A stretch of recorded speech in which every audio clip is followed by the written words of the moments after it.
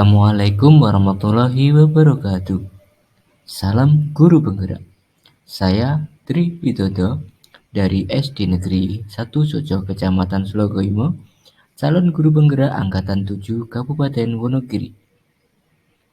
Berikut adalah aksi nyata saya modul 1.4, implementasi pemahaman budaya positif. Dengan judul modul Pembuatan Keyakinan Kelas dan Penerapan Segitiga Restitusi sebagai Perwujudan Budaya Positif di Sekolah. Latar belakang. Budaya positif menciptakan suasana pembelajaran yang aman, nyaman, dan menyenangkan. Untuk mewujudkannya, perlu ada disiplin positif di sekolah.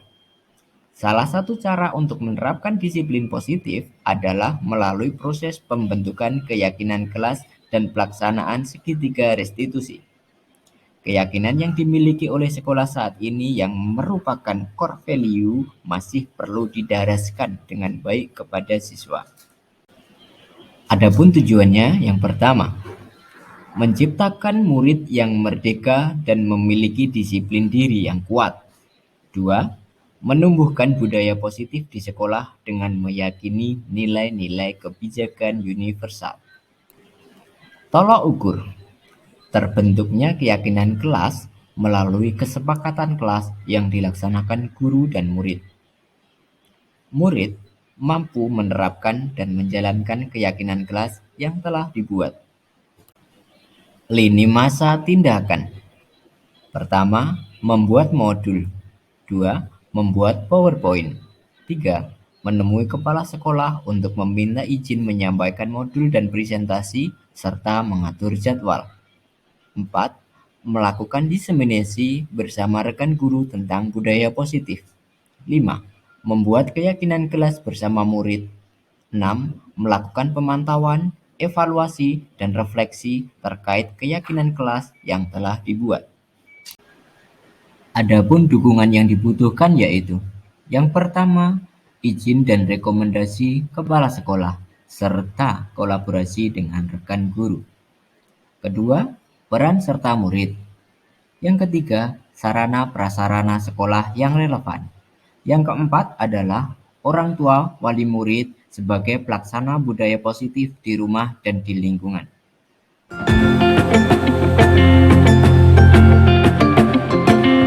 Assalamualaikum warahmatullahi wabarakatuh. Waalaikumsalam warahmatullahi wabarakatuh.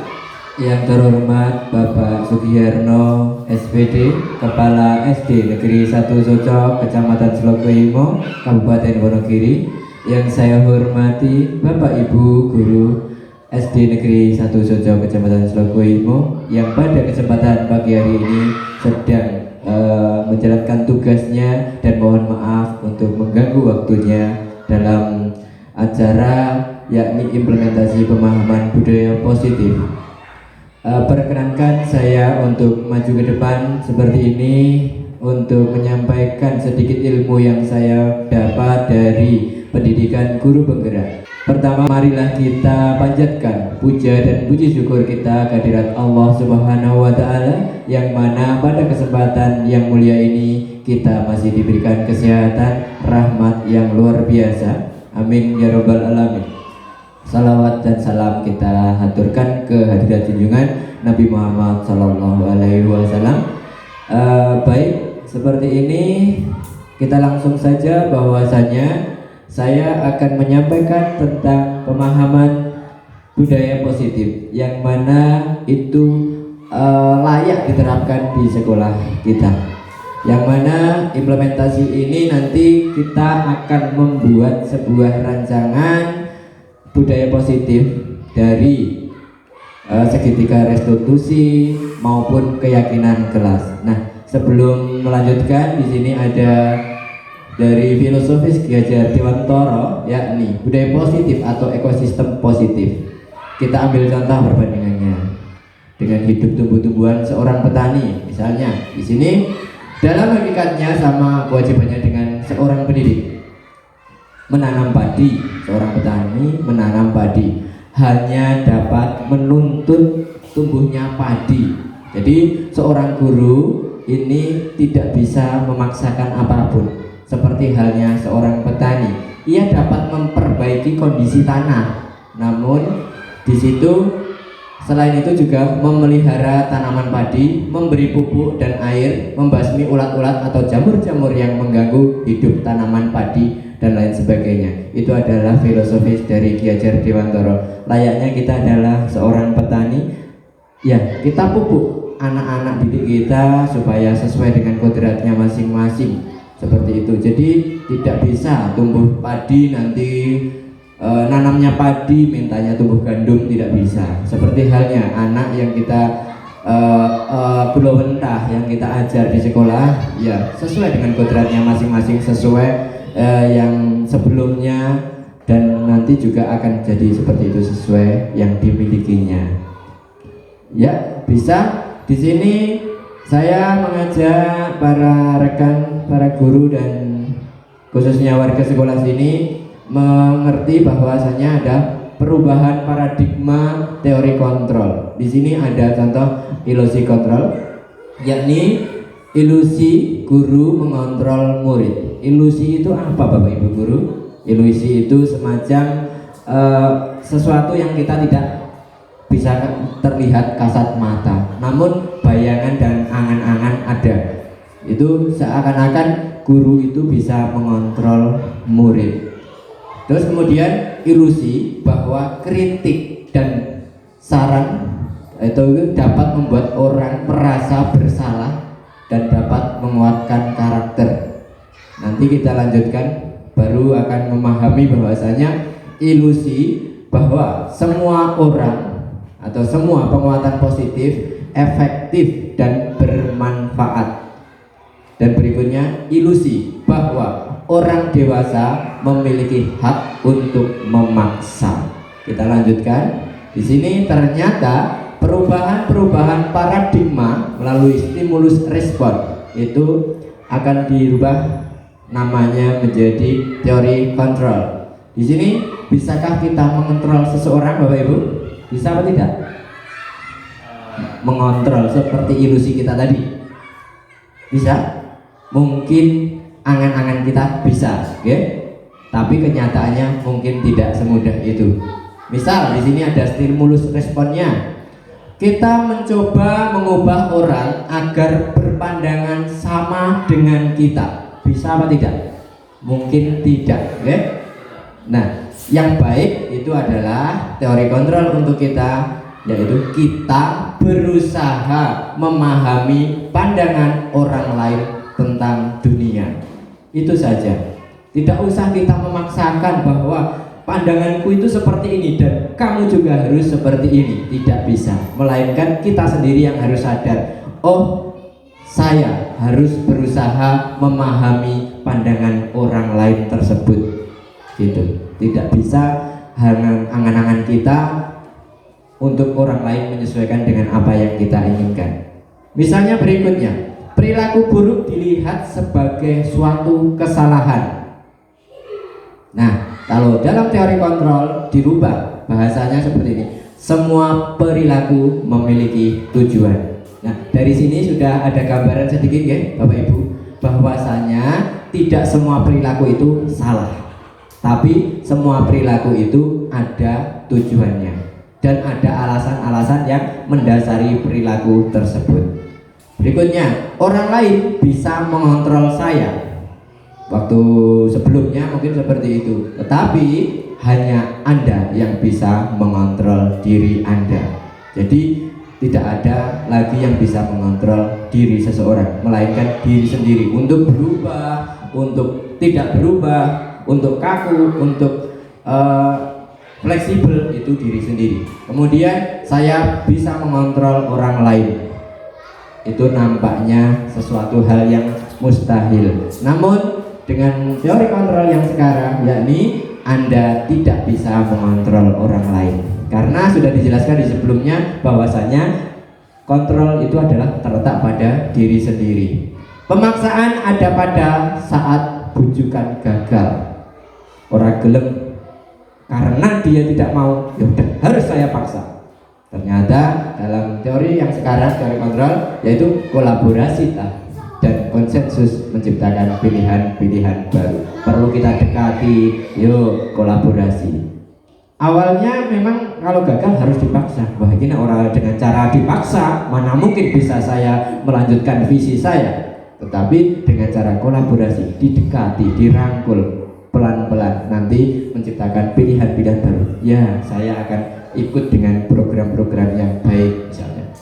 Model berpikir menang atau kalah. Ya, waktu itu memang seperti itu. Tetapi untuk sekarang model berpikir menang dan menang. Semua orang punya kesempatan menang dan menang. Jadi di sini tidak ada yang kalah. Seperti itu, Bapak Ibu. Baik, kita akan melanjutkan. Nah, apakah makna disiplin? Apakah disiplin itu memaksa, Bapak Ibu? Memaksa apa tidak? Mungkin ya, dari paradigma kita, disiplin itu sebetulnya sesuatu yang memaksa. Berasal dari bahasa Latin yaitu disiplina, yang artinya belajar. Makna asal dari kata ini berkonotasi dengan disiplin dari murid-murid Socrates dan Plato. Di sini disiplin diri membuat orang menggali potensinya menuju sebuah tujuan apa yang dia hargai. Namun dalam budaya kita, makna kata disiplin telah berubah menjadi sesuatu yang dilakukan seseorang pada orang lain untuk mendapatkan kepatuhan. Kecenderungan umum adalah menggabungkan kata disiplin dengan ketidaknyamanan, bukan dengan apa yang kita hargai atau pencapaian suatu tujuan mulia. Jadi di sini disiplin supaya patuh, disiplin supaya memaksa, disiplin supaya sesuai dengan yang diinginkan, dan bukan kesadaran bahwa menghargai diri sendiri. Layaknya sebetulnya disiplin itu harus berorientasi pada penghargaan diri sendiri. Misal, saya berangkat pagi karena saya menghargai diri sendiri. Bukan saya takut kepada kepala sekolah, bukan saya takut kepada pengawas, bukan saya malu terhadap warga sekitar, bukan saya malu terhadap murid, tetapi demi menghargai diri sendiri. Karena kita adalah punya harga diri. Seperti itu, Bapak Ibu. Mari kita lanjutkan. Nah, di sini ada teori motivasi perilaku manusia, yakni pertama saya akan bacakan. Untuk menghindari ketidaknyamanan atau hukuman saja, disiplin ini, apa yang akan terjadi apabila saya tidak melakukannya? Apa ya yang terjadi jika saya tidak melakukannya? Jangan-jangan nanti saya ditegur, jangan-jangan saya jika saya melakukannya nanti saya akan dapat hadiah, jika saya melakukannya saya akan dipuji-puji. Itu adalah motivasi dari luar, bukan dari diri sendiri. Terus kemudian nomor 2, untuk mendapatkan imbalan dari orang lain, yang seperti contoh pertama tadi, atau institusi. Apakah yang akan saya dapatkan apabila saya melakukannya? Kalau tidak ada yang memberi pujian, kalau tidak ada yang memberikan imbalan, mengapa saya harus melakukannya? Mungkin itu. Jadi jangan diperlakukan disiplin itu merupakan suatu yang mendapatkan imbalan. Jadi itu hanyalah motivasi eksternal saja. Kemudian yang terakhir inilah motivasi internal dan tujuan disiplin positif, yakni untuk menghargai diri sendiri, menjadi insan sesuai dengan harapan kita. Saya akan menjadi orang yang seperti apa bila saya melakukannya? Dan bagaimana jika saya tidak melakukannya? Apa konsekuensi terhadap diri saya? Jadi begini, jika saya melakukannya, maka saya akan menjadi orang yang seperti apa? Yang menilai adalah diri sendiri, bukan terhadap orang lain. Kok aku koyong ini banget toh? Kok saya itu merasa kurang bagus toh? Kok saya itu seperti ini? Ini dimaksudkan untuk sadar terhadap diri sendiri, dan disiplin positif itu yang seperti ini, bahwasanya sikap disiplin itu untuk menghargai diri sendiri saja.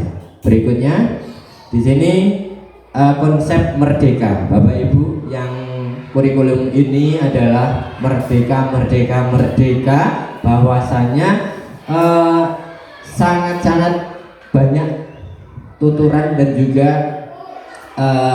paradigma tentang merdeka yang membuat kita bertanya-tanya sebetulnya apa merdeka itu. Nah, di sini ada merdeka menurut Ki Hajar Dewantara, yaitu tidak hanya terlepas dari perintah, akan tetapi juga cakap buat memerintah diri sendiri. Jadi bukan merdeka itu tidak diperintah loh Bapak Ibu ya. Tidak ada merdeka kok diperintah.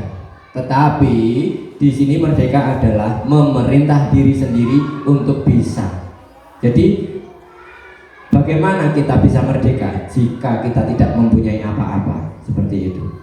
Kita bisa merdeka ketika kita sudah bisa berdiri di atas kaki sendiri, bisa memenuhi kebutuhan sendiri, bisa melakukan apa yang membuat kita puas dan kita bisa sesuai dengan angan-angan dan rencana yang kita harapkan. Nah, lanjut saja. Di sini pertama kita akan memasuki tentang yang saya jelaskan awal tadi, yakni pembuatan keyakinan kelas. Jadi dulu semua itu adalah aturan. Kalau aturan yang membuat siapa Bapak Ibu? Siswa apa guru? Apa sekolah? Sekolah ya, sekolah, guru dan lain sebagainya. Tetapi apakah itu nyaman bagi murid-murid? Nyaman betul? Tidak nyaman, karena peraturannya saya harus datang lebih awal. Saya peraturannya harus piket, peraturannya harus ini, peraturannya kalau nanti tidak ini. Nah, itu membuatnya tidak nyaman dan terpaksa. Jadi tolong hal yang semacam itu sudah mulai dirubah. Bagaimana merubahnya? Membuat keyakinan kelas. Nah, dengan keyakinan kelas nanti akan tumbuh lingkungan yang positif. Tidak lagi terpaksa, tidak lagi membantah, tidak lagi bisa lalai dari tugasnya, dan juga akan membudaya. Jadi gampang nanti Bapak Ibu mengajar, melihat anak-anak sudah sadar diri karena sudah dibuatlah keyakinan kelas. Keyakinan kelas yang bagaimana? Jadi keyakinan kelas itu berdasarkan atas kesepakatan yang diucapkan oleh siswa, bukan guru. Guru tidak membantu apa-apa. Misal, ayo kita membuat kesepakatan kalau berangkat bagaimana enaknya. Nanti siswa, Pak berangkatnya kalau bisa pagi Pak, jam 7 kurang. Bagaimana disepakati buatan? Sepakat, baik, jam 7 kurang. Anak-anak sendiri. Nanti ketika ada yang melakukan pelanggaran ditanya, kamu pernah membuat keyakinan kelas yang seperti ini? Tidak. Iya. Terus apa yang bisa kamu lakukan? Maaf. Karena itu akan sadar diri. Tetapi kalau yang membuat peraturannya adalah guru, itu nanti akan hanya takut, tetapi tidak akan membenahi diri sendiri. Guru takut dengan guru, tetapi itu bukan budaya positif yang baik. Nanti akan ada semacam contoh keyakinan kelas yang akan menumbuhkan lingkungan positif. Kita lanjutkan dari lingkaran ini. Di sini keyakinan kelas, hukuman dan penghargaan. Mengapa tidak peraturan saja? Mengapa harus keyakinan kelas? Ya, di sini ada jawabannya. Mengapa kita memiliki peraturan terus harus menggunakan helm bila mengendarai kendaraan roda 2? Itu peraturan ya Bapak Ibu? Peraturan dari kepolisian. Dan pada kenyataannya kita nyaman tidak? Ya tidak. Nyatanya ada polisi. Duh, saya tidak helman. Ayo mau ke sana. Harus pakai helm. Kenapa? Ya gue dicegat polisi. Nah, bukan sadar bahwa kepala kita harus dijaga, gitu, ya. Tetapi apa? Nanti ada polisi kecegat, gitu, ya. Itu dari peraturan. Tetapi kalau kita sendiri yang menentukan keyakinannya bahwa kita harus pakai helm, mengapa? Kita harus menjaga diri sendiri, begitu. Tetapi pada kenyataan yang lalu adalah nanti kena cegatan polisi, gitu. Mengapa kita memiliki peraturan 3M? Menggunakan masker, mencuci tangan, dan menjaga jarak 1,5 meter. Konek di konangan Pak Satgas Covid, itu kan? Gue diseneni dan lain-lainnya. Bukan sadar bahwasanya kesehatan penting buat diri sendiri, seperti itu. Hanya ada peraturan, jadi kita sering gagal terhadap peraturan. berikutnya, mengapa kita memiliki peraturan harus datang tepat waktu pada saat mengikuti pelatihan? Nah, takutnya pertama dikucilkan, yang kedua tidak dicap, tidak disiplin seperti itu. Nah, untuk mendukung motivasi intrinsik, kembali ke nilai-nilai atau keyakinan lebih menggerakkan seseorang dibandingkan mengikuti serangkaian peraturan-peraturan. Jadi kita sudah bisa meyakini bahwasanya keyakinan itu lebih bisa menggerakkan daripada peraturan seperti itu. Monggo, di sini ada contoh kesepakatan kelas dari TK Dharma Wanita Persatuan 1. Kesepakatan kelasnya misal datang tepat waktu, mengucapkan salam. Itu dulu yang diusahakan dari sekolah itu. Nah, di sini apakah termasuk kesepakatan kelas yang datang tepat waktu, mengucapkan salam, menjaga kebersihan, berdoa sebelum dan sesudah kegiatan, aktif dalam pembelajaran dan tertib? Mungkin itu masih tergolong peraturan, tetapi dirubah menjadi kesepakatan kelas, yakni kami guru dan murid yang saling menyayangi. Otomatis dengan saling menyayangi ini adalah timbul rasa saling peduli dan perhatian. Kemudian yang kedua, kami murid yang semangat belajar. Kalau semangat belajar kan konteksnya luas, ya. Ada tidak yang datang terlambat kalau semangat belajar? Tidak ada, ya Bapak Ibu. Jadi kami murid yang peduli dengan teman-teman. Ada pertengkaran tidak? Tidak ada. Karena apa? Peduli dengan teman-temannya. Kalau teman-teman nanti saya jahat dengan teman-teman, kasihan, kan gitu. Akhirnya peduli dengan teman-teman. Dengan dibuatlah keyakinan ini nanti akan terus mengingat-ingat bahwasanya kita sudah menciptakan itu dan diyakini sendiri bahwasanya itu tidak boleh dilanggar. Nah, contoh keyakinan nilainya, nilai dari keyakinan ini Bapak Ibu bisa menyebutkan di dalam coretannya masing-masing. Selalu kembalikan buku ke tempatnya. Ini merupakan peraturan apa keyakinan Bapak Ibu? Oke, nanti jawabannya ada. Mungkin jawabannya peraturan. Dilarang mengganggu orang lain. Peraturan? Iya, peraturan. Hadir di sekolah 5 menit sebelum pembelajaran. Peraturan. Dilarang melakukan kekerasan. Peraturan. Dilarang menggunakan narkoba. Bergantian atau menunggu giliran. Gunakan masker. Jangan berlari di kelas atau koridor. Oh, satu-satu ini. Gunakan masker. Peraturan, jangan berlari di kelas atau koridor. Nah, di sini yang berbunyi dilarang itu adalah peraturan. Artinya kok mendiskriminasi gitu loh. Semua kok opo-opo oleh. Coba kita buka, ada pemaparannya.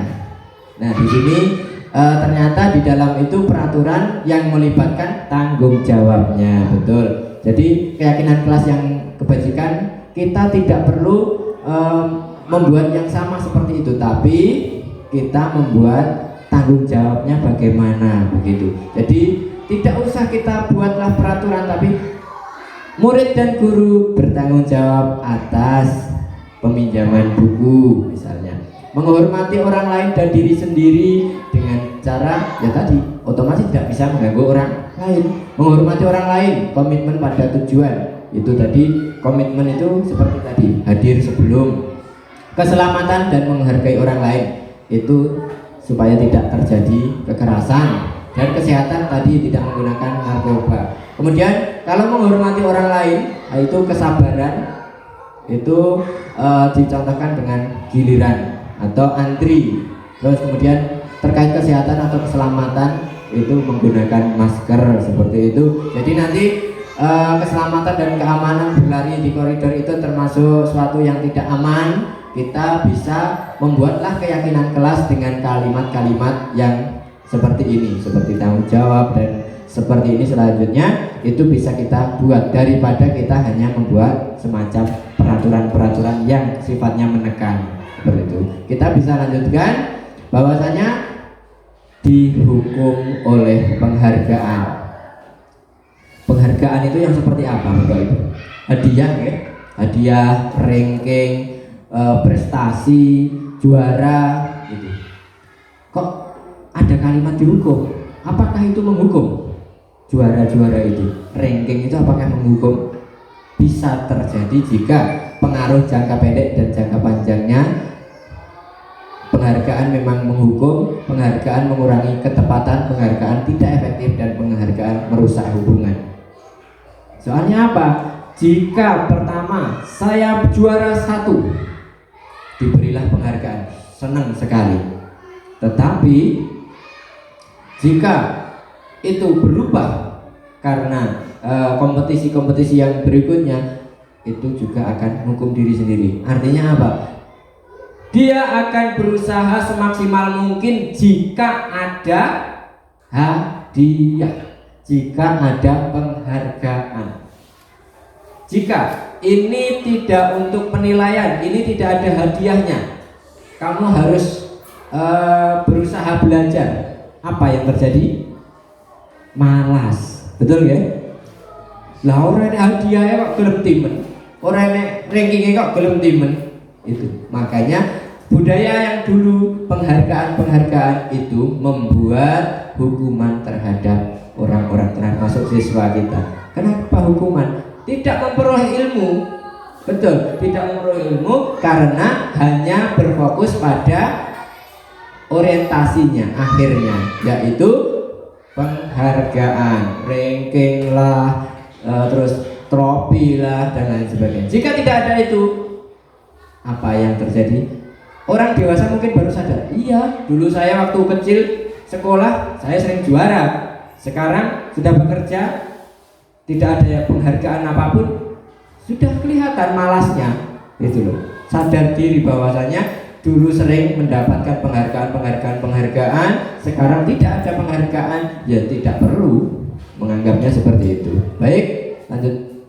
Nah, di sini ada penyebutan hukuman atau sanksi atau konsekuensi. Bapak Ibu bisa menyebutkan satu-satunya, atau itu hukuman atau itu sanksi atau konsekuensi. Tindakan guru. Pertama, siswa itu mencatat 100 kali di dalam buku kalimat, saya tidak akan terlambat lagi karena terlambat ke sekolah. Apa? Maksudnya hukuman atau sanksi atau konsekuensi? Dulu itu ada sanksi. Oke, dulu itu ada ya, terlambat sekolah, kamu menulis 100 kali. Tujuannya ben pinter nulis, kok tulisannya apik. Itu Bapak Ibu guru punya tujuan, kok nek bocah sering disuruh menulis dengan hukuman, tulisannya apik dan lain sebagainya. Oke, lari mengelilingi lapangan basket 2 kali karena terlambat hadir di sekolah. Maksudnya hukuman. Murid diminta untuk push up 15 kali karena tidak menggunakan masker di sekolah. Hukuman. Menggantikan kertas tugas teman yang telah dicoret-coret. Konsekuensi. Membersihkan tumpahan air di meja tulis karena tersenggol pada saat belajar. Konsekuensi. Meminta murid tidak mengenakan sepatu seharian di sekolah karena tidak mengenakan sepatu hitam. Jadi gini, konsekuensi, hukuman atau konsekuensi ya. Kamu tidak memakai sepatu warna hitam, ini peraturan sekolah, tidak usah dipakai, copot saja. Lari mengelilingi lapangan basket 2 kali karena terlambat 10 menit di pelajaran PJOK. Ini ada beberapa versi. Yang tadi tidak ada ya Pak, tadi terlambat di sekolah. Yang ini pelajaran PJOK, ada perbedaan sedikit ya. Maksudnya untuk pelajaran PJOK terlambat 10 menit, lari mengelilingi lapangan basket. Hukuman atau sanksi atau konsekuensi? Konsekuensi. Baik, kita buka jawabannya. Yakni pertama betul hukuman, kedua hukuman, sanksi bisa, konsekuensi bisa, karena dicoret-coret itu adalah kesalahan diri. Kesalahan diri itu berarti kita punya konsekuensi bahwasanya kamu melakukan sesuatu yang tidak sesuai, jadi kamu konsekuensinya adalah menggantikan kertasnya. Kemudian tumpahan air itu adalah kesenggol diri sendiri, artinya itu bukan peraturan, jadi kamu punya konsekuensi untuk bagaimana yang bisa kamu lakukan. Baik, bersihkan ya. Oke. Kemudian kalau tadi sepatu itu hukuman. Tapi kalau PCOK tadi bisa konsekuensi. Mengapa? Karena sudah terjadwal, bahwasanya sudah disepakati jadwalnya PCOK jam segini, kamu terlambat ya. Iya. Apa yang bisa kamu lakukan? Saya mau mengganti keterlambatan saya dengan ini, Pak. Apa misalnya? Apa Bapak? Lari mengelilingi lapangan. Bisa ya. Atau pemanasan ya. Pemanasan dulu karena yang teman sudah mulai, jadi yang terlambat harus mengalami pemanasan. Baik, kita lanjutkan. Di sini perbedaan hukuman dan sanksi atau konsekuensi, yakni hukuman itu sifatnya adalah menyakitkan dan harus terjadi, raiso ora. Terus kalau konsekuensi adalah sesuatu yang harus terjadi karena memang sesuatu itu tapi tidak menyakitkan. Bedanya karena konsekuensi itu karena sadar bahwa kesalahan yang terdapat pada diri sendiri, menyadarkan anak itu harus melakukan sesuatu yang dilakukan tadi dengan penggantian apa. Terus kalau hukuman membuat anak sakit fisik maupun hati untuk jangka waktu lama. Kelingan, aku zaman SD kelas KAI, guruku si KAI, aku dihukum kan ngene sampai besar, sampai tua masih teringat. Betul nggih Bapak Ibu? Mungkin saya sendiri juga pernah mengalaminya, sampai sekarang pun masih teringat hal yang seperti itu. Jadi tolong untuk karena pengalaman kita yang sudah lumayan lama, jadi semacam itu kita bisa menghindarinya. Tapi kalau konsekuensi membuat anak merasa tidak nyaman dalam jangka waktu pendek saja, grisinen tapi ku wis mari, nggih. Wah, aku kena kutah nih wedang yang nggon mejaku, tapi wis tak lelap. Tapi kan ketemu bu guru nih, sik malu Bu, saya besok tidak begitu lagi ya Bu. Iya, tidak apa-apa. Maaf ya Bu tadi ya Bu. Paling hanya 1 hari, tapi besok sudah pulih kembali, jiwanya sudah pulih kembali. Bu, saya semangat Bu. Saya sekarang bawanya botol, tidak tumpah lagi. Nah, itu semangat. Tapi kalau kamu ya yang ini, yang mau menumpahkan. Iya Bu, saya yang menumpahkan. Hukumannya ini, besok anak itu akan takut berkepanjangan. Bukan lagi ini, tapi takutnya berkepanjangan serta itu merusak sel sarafnya, saraf otak. Kemudian anak akan membenci kedisiplinan. Ngopo toh? Kudu nganggo setut. Ngopo toh? Kudu dadak ngene. Ngopo toh? Jadi aku ke sekolah arep pelajaran, ora arep gagas topi, upacara barang. Karena aturan kedisiplinan. Tapi kalau konsekuensi itu urusannya dengan menghargai disiplin. Ya saya harus pakai topi dong kalau sekolah, karena itu adalah diri sendiri patut dan juga wajib kita lakukan terhadap diri sendiri, dan juga tidak panas kok, enak. Terus kalau hukuman sifatnya adalah paksaan, kalau konsekuensi stimulus atau tanggapan. Mendorong anak menyakiti diri sendiri. Jadi anak akan rasanya sakit sekali dan sakitnya berkelanjutan. Tapi kalau konsekuensi mudah menyesuaikan diri. Oh iya, besok saya begini loh, tanya, cari solusi-solusi. Konsep diri yang buruk kalau hukuman. Jadi aku kok dihukum terus toh? Aku jane elek, aku nggon diri tak elek. Wah, wis ini terus ya. Itu akan merasakan menjadi yang buruk dan kepanjangan. Tetapi kalau konsekuensi diri itu akan membaik. Ya karena kesalahan saya, jadi saya akan berubah dengan sendirinya. Nah, anak belajar untuk menyembunyikan kesalahan. Oh, tidak Pak, saya tidak. Ya kan? Karena kalau ketahuan ini nanti, wah saya bakal dimarahi. Apa yang kamu bawa anak-anak? Tidak Pak, tidak ada apa-apa. Dijelek nih. Wah, menyembunyikan. Karena nanti pasti dihukum kalau ketahuan. Pasti. Siapa yang bawa lato-lato? Saya tidak Pak. Boleh nih, genang-genang dijelek deh. Itu peraturannya tidak boleh. Tetapi kalau konsekuensi sudah dijanjikan, dalam sekolah kita membuat kesepakatan bersama bahwa bermain tidak di dalam kelas. Nah, itu kamu bawa lato-lato nak? Iya Pak. Ya konsekuensinya apa? Ya Pak, saya nanti akan bermain di luar kelas saya saja, bermain di luar kelas. Boleh, silakan. Jadi tidak ada rasa menyembunyikan sesuatu, itu akan lebih jujur. Terus kemudian marah, rasa bersalah, dipermalukan, merasa tak dihargai. Wah, ini lebih parah lagi.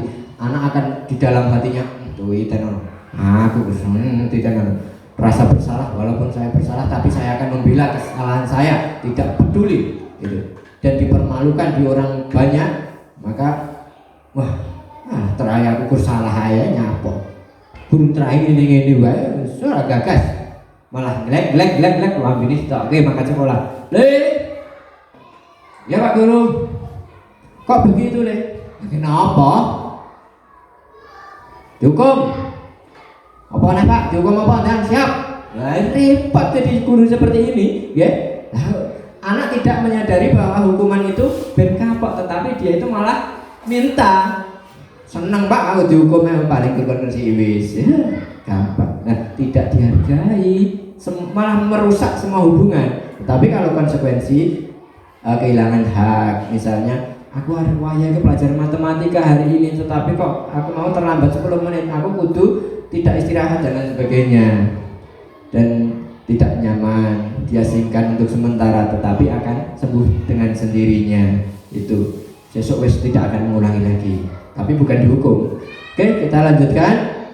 Sebetulnya apa yang saya sering sampaikan, bahwasanya kebutuhan dasar manusia itu sering hilang. Kita bisa lihat dari anak-anak didik kita bahwasanya oh, anak itu cinta kasihnya sedang tidak ada. Artinya apa? Kehilangan. Kok tidak dikasihi, kok tidak diterima. Itu sedang ada kebutuhan dasar yang hilang waktu itu. Terus penguasaan, kok orang digagas koncone itu misalnya. Terus kesenangan murung, sedih, bahwasanya kehilangan kesenangan waktu itu, dan kebebasan. Mau aku konek rono, orang nyaman, orang bebas dan lain sebagainya. Ini adalah kita harus wajib tahu bahwasanya oh, anak ini sedang kehilangan rasa kurang kasih sayangnya. Yuk kita jangan nambah-nambahi, malah kesalahanmu apa dok hari ini? Oh, seperti ini. Kita cari gali seperti ini. Baik, kita lanjutkan. 5 posisi kontrol seorang guru. Ya, ini ada penghukum, pembuat orang merasa bersalah, sebagai teman, sebagai pemantau, dan sebagai manajer. Dan di sini ada garis-garisnya bahwasanya gagal, identitas gagal itu penghukum dan pembuat orang merasa bersalah. Kalau yang masih kontrol luar, berhasil atau sukses itu menjadi teman atau pemantau. Dan yang paling baik sukses itu adalah sebagai manajer. Jadi janganlah sebagai guru, sebagai penghukum, jangan terlalu membuat orang merasa bersalah terus-menerus, tapi menjadi teman terus-menerus juga kurang baik, nanti tidak dihargai oleh murid. Menjadi pemantau itu sudah lumayan, tetapi yang baik adalah menjadi manajer. Contoh, guru berbuat menghardik, menunjuk-nunjuk, kamu ya, terus disindir, akhirnya itu menghukum, tidak baik. Baiknya apa? Baiknya mengajukan pertanyaan-pertanyaan. Bagaimana ya kita bisa, kok benda itu bisa pecah ya, kira-kira apa yang terjadi? Nanti anak, saya bu yang memecahkannya. Oh, kok bisa ya, tadi waktu apa? Oh, jam istirahat bu, kok bisa? Waktu itu kesenggol bu, tidak sengaja. Baik, lain kali jangan seperti itu ya.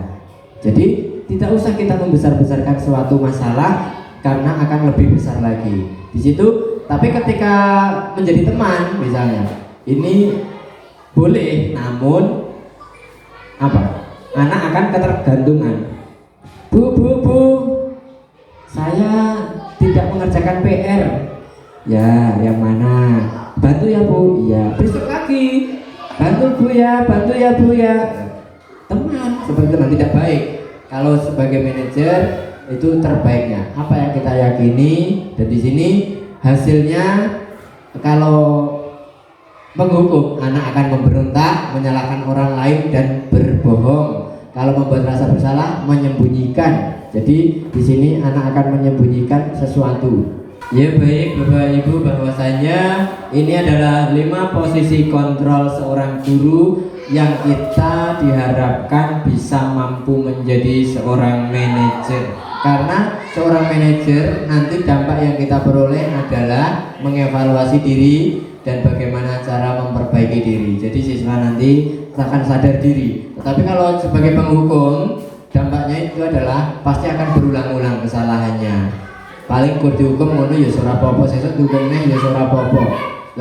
Kalau merasa bersalah ya ini anak bisa merasa rendah diri, merasa dikucilkan. Tetapi kalau sebagai teman itu anak akan lemah dan tidak mandiri serta tergantung karena gampang seperti itu. Tetapi sebagai pemantau menitik beratkan pada sanksi atau hadiah untuk dirinya itu sebetulnya boleh, tapi belum begitu sukses.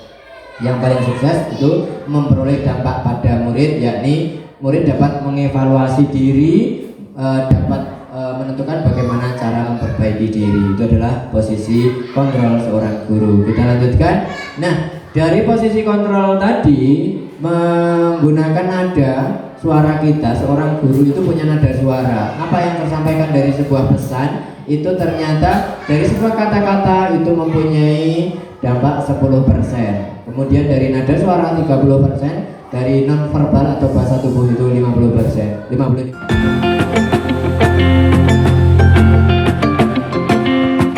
Selamat siang, Nak. Oke, selamat siang.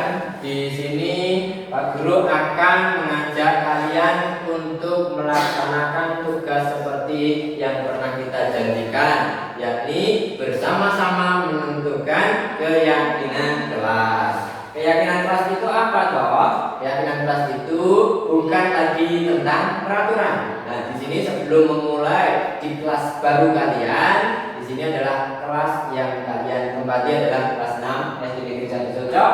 Kita perlu membentuk keyakinan kelas supaya kita selalu ingat dan punya rasa peduli terhadap diri sendiri dan menghormati diri sendiri, menghargai diri sendiri, bahwasanya kita punya keyakinan yang perlu kita kembangkan dan juga perlu kita lakukan bersama tanpa ada paksaan. Ya, bisa ya? Baik. Apa yang perlu kita persiapkan? Yakni sudah kalian terima kertas tadi ya. Nah, kertas untuk tempel itu kalian bisa isi sesuai dengan arahan saya berikut ini. Nah, yang kita butuhkan pertama adalah kamu nanti tuliskan perilaku atau tindakan yang sesuai dengan kita pikirkan, sesuai peraturan yang baik atau perilaku yang baik. Perilaku yang baik ya. Sesuai dengan kaidah pelajar Pancasila itu perilaku apa saja. Yuk kita tulis dari sekarang, waktu 1 menit. Perilaku apa ya? Perilaku yang mencerminkan seorang pelajar. Baik, waktunya cukup. Sudah semuanya? Kalau sudah, silakan dari yang sudah dulu boleh langsung ditempelkan di sini. Yuk, silakan maju untuk ditempelkan. Nanti saya akan membaca apa saja itu perilaku atau tindakan. Yuk, bebas saja, cepat. Silakan tempelkan. Ini sesuai dengan perilakunya. Ya.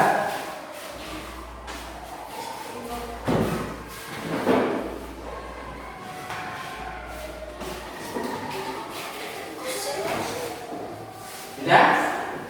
Ya, silakan kembali ke tempat duduk masing-masing. Ya, di sini sudah ada perilaku yang telah kalian tulis yang sesuai dengan profil pelajar Pancasila. Pertama, saya baca perilaku disiplin. Ada perilaku tanggung jawab, kedisiplinan, menghormati, dan juga ada perilaku disiplin, peduli, menyayangi. Ada perilaku disiplin, bertanggung jawab, menjaga kebersihan lingkungan sekolah.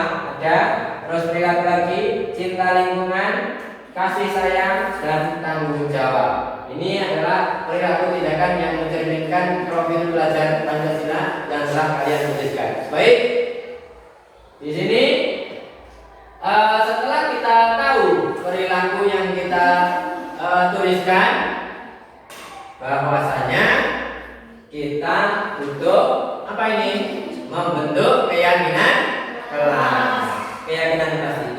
peraturan, namun sesuatu yang kita sepakati.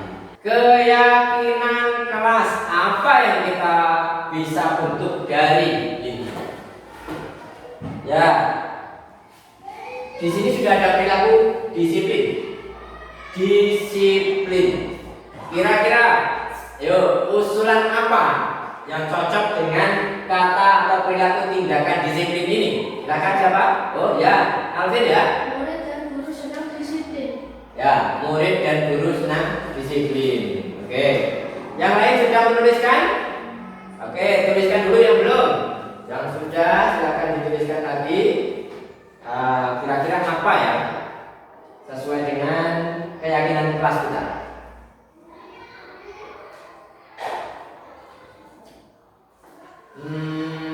Agak berpikir ya, tidak apa-apa. Memang perlu berpikir lumayan nih. Sudah? Oke. 5, 4, 3, 2, 1. Selesai semuanya? Selesai. Ya baik, keyakinan kelas yang pertama tadi sudah ada dari Alvin, yaitu disiplin. Tadi diulangi bagaimana? Murid dan guru senang disiplin. Murid dan guru senang disiplin. Ini disepakati apa tidak? Sepakati. Yakin sepakat? Sepakat. Apa tadi coba diucapkan? Murid dan guru senang disiplin. Berani? Berani. Berani meyakini itu? Baik, berani meyakini itu. Terus yang kedua, ada kebersihan. Ya, kebersihan yang bagaimana ya? Siapa nih yang usul dulu ya? Saya Pak. Oke, Andika. Kami suka sekolah yang bersih. Kami suka sekolah yang bersih. Bagaimana teman-teman? Bagaimana? Setuju atau tidak? Setuju. Kalau tidak setuju bisa diusulkan lagi, dirubah misalnya. Setuju? Setuju. Langsung setuju. Diulangi bersama-sama. Apa tadi? Kami suka sekolah yang bersih. Sekolah yang bersih. Ya, kita yakin sekolah yang bersih itu bisa kita usahakan, kita upayakan bersama. Kemudian yang ketiga adalah tanggung jawab. Ya, tanggung jawab. Keyakinan kelas tanggung jawab. Ya, silakan siapa yang berani? Usul. Husan. Ya, Husan ya. Ya, bunyinya apa kamu tadi? Tanggung jawab adalah tugas kami. Tanggung jawab adalah tugas kami. Bagaimana teman-teman yang lain? Setuju. Yakin? Yakin. Setuju bahwa tanggung jawab adalah tugas kami. Usulan dari Husan langsung disetujui bersama. Bagus. Kemudian yang keempat, menghormati. Saling menghormati itu bagaimana ya? Keyakinan kelasnya siapa berani usul? Dika. Diulangi. Kami saling menghormati. Kami saling menghormati. Bagaimana teman-teman yang lainnya? Setuju. Setuju dengan yang disampaikan tadi apa? Kami saling menghormati. Saling menghormati itu adalah keyakinan yang telah kita buat hari ini ya. Semua sahabat pada setuju. Yang kelima adalah menyayangi. Menyayangi itu bagaimana? Ayo, siapa ini? Usul. Ya, Kinandi. Kami saling menyayangi. Kami saling menyayangi. Bagaimana teman-teman yang lain? Setuju. Setuju untuk saling menyayangi. Bagus sekali. Kemudian yang keenam itu ada di sini.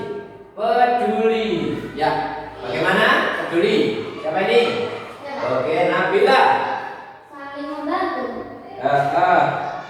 Membantu. Saling membantu. Saling membantu. Bagaimana teman-temannya? Siapa atau tidak? Siap. Ya, menjadi teman yang saling membantu ya. Satu sama lain kita harus saling membantu. Diyakini ya? Berani? Berani. Kita peduli dengan teman, bahwasanya kita harus saling membantu. Yang terakhir ada, karena ini ada 7 tadi, ada keselamatan. Ya, siapa ini yang berani? Apa bersama-sama? Apa ada yang berani? Saya Pak. Ya, Silvi ada. Keselamatan bersama itu penting. Keselamatan bersama itu penting dari Silvi. Untuk yang lainnya bagaimana, setuju atau tidak ya? Setuju.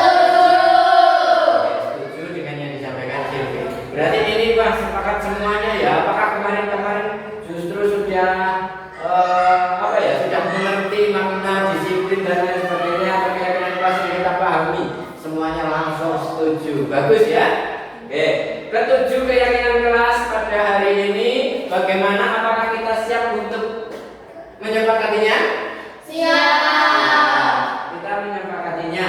Sekarang silakan yang sudah dituliskan dan sudah dibaca kita tempelkan sebelum ada revisi. Ya, coba ditempelkan.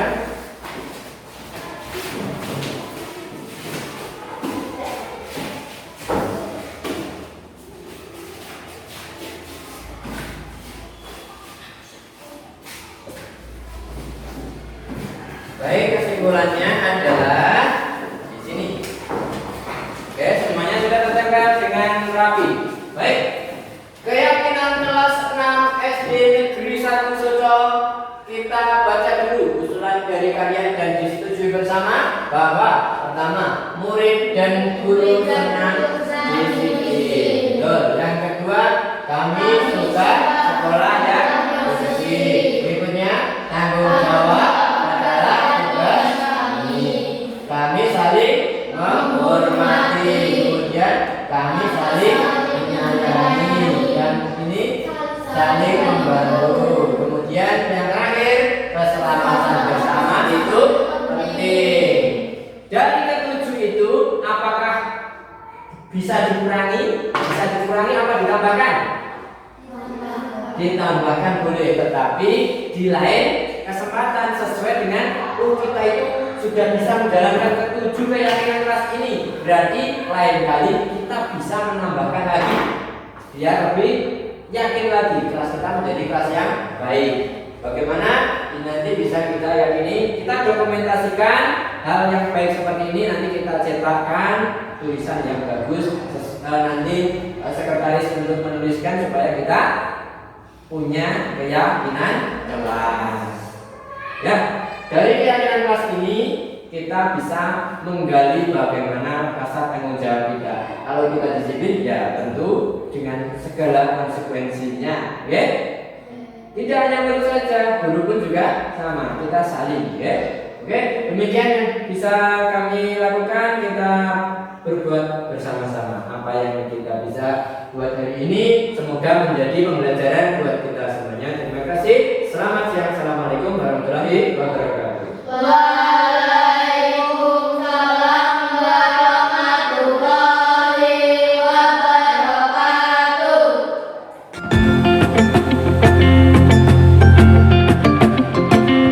Halo, hari ini kami diajak guru dan teman-teman semua untuk membuat perilaku atau tindakan dan keyakinan kelas.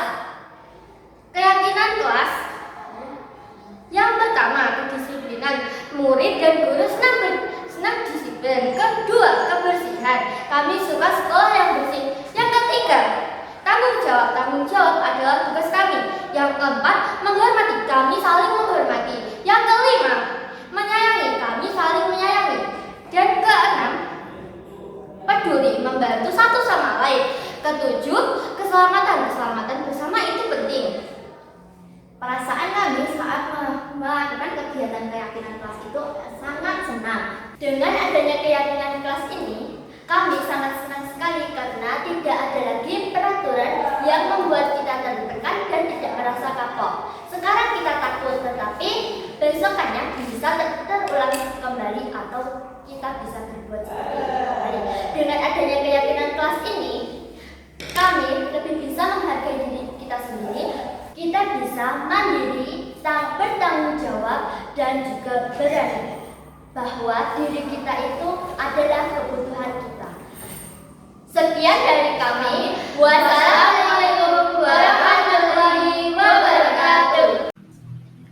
Demikian implementasi pemahaman budaya positif yang dapat saya sampaikan. Semoga banyak manfaatnya.